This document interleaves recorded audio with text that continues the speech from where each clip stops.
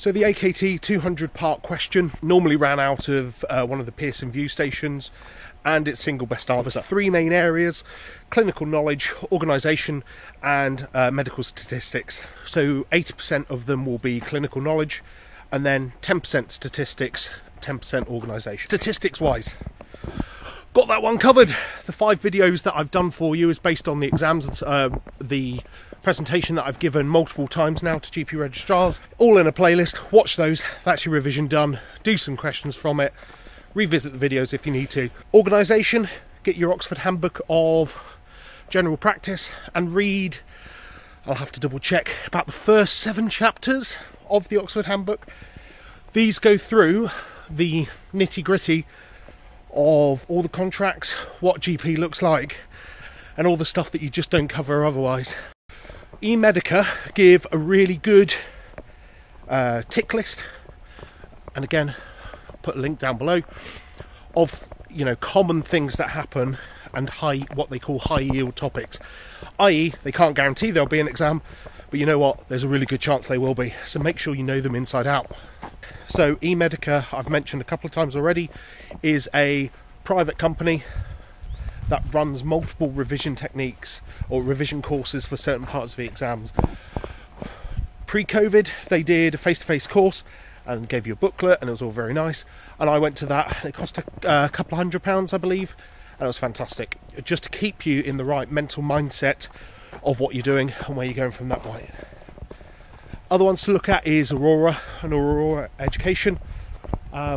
He has, what's brilliant about him is that he does a lot of stuff for free, so you can follow him on Facebook and YouTube, the main ones that I followed him on, and he'll give out these 90-second hints and tips, which, we can all spare 90 seconds just for a bit of education, and it's just that quick revision stuff that he does, and it's absolutely brilliant. Now, the other thing about your clinical knowledge is Red Whale. So Red Whale run normally in your do annual updates, and they'll normally run them in your area, and they're phenomenal. And the reason why I used them and went to them in my ST all throughout my registrar training, and still try to keep up to date with them now as a qualified GP, is because they set the standard, or that's what I thought, they would set the standard of what do I actually need to know as a GP.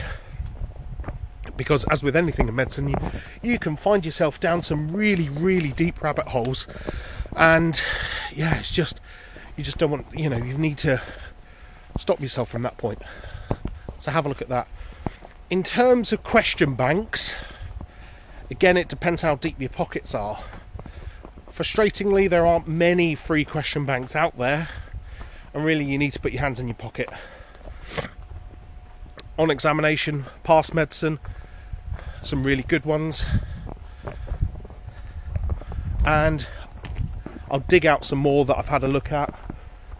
I ended up doing 2 or 3, and I made sure that I had one with a mobile app, so that I would set myself a challenge in a day that I'd be at work in between patients, because I was on slightly longer appointments.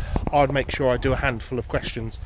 I set myself the challenge of doing 200 questions, and so throughout I managed that quite comfortably, and that was before I did any revision at home, which sort of brings me nicely on to how much you should be revising, or how long for. Now, I gave myself then 2-3 months prior to the exam to revise, and doing all the things that I've told you about there. And then following that, now having, being 2 children down, up work, I would definitely, if you've got those extra family pressures or extra life pressures, please just give yourself more time.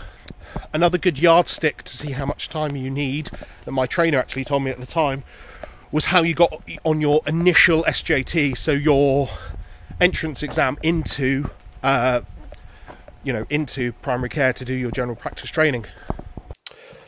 So finally, last really good bit is just to make sure that you're familiar with the AKT actual website itself. So you would have had to come on here just to book on your Pearson View anyway. The bits that are useful to know at, let's find it, is the AKT feedback reports, okay? Because this will go through how people did, how they passed, what bits you should get for it. But the bit that you need to have a quick flu at is there will come here areas causing difficulties for candidates, okay? So, such as with AKT 41, candidates found it difficult with consent capacity issues in relation to children and safeguarding. So, guess what? Guess what's going to happen on the next exam? They're going to test with regards to child capacity and safeguarding. Again, this is not a guarantee, this is just a basis.